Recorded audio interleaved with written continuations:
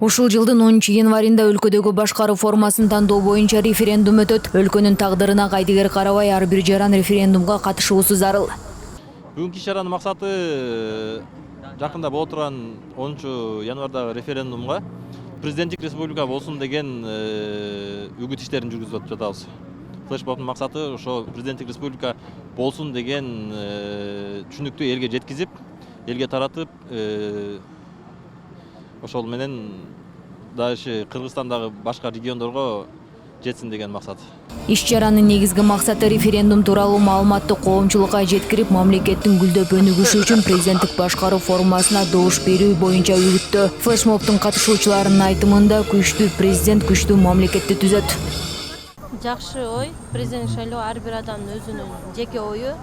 Президент болгондон кийин ошо ар бир кыргыз элибиздин, ар бир жеке мекендештерибиздин өзүнүн президенттик болгон шайлоо болгондон кийин ар бир мекендештерибиздин сөзү эч качан жерде калбаш керек. Иш-чарага көбүнчөсү жаштар катышты. Алар өлкөнүн 7 облусунан келишкен. Жаштар 10 жылдык парламенттик башкаруу жана өткөн жылы октябрь айындагы саясий кырдаалдан кийин өлкөгө президенттик башкаруу формасы керек экенин түшүнгөнүн билдирди.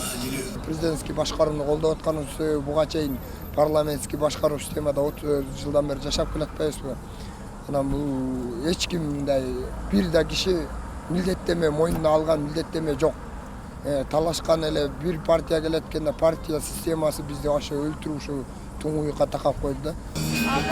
Ала Тоо аянтында өткөн референдум жана президенттик башкаруу формасына макул флешмобу мындан кийин да жерлерде уланмакчы.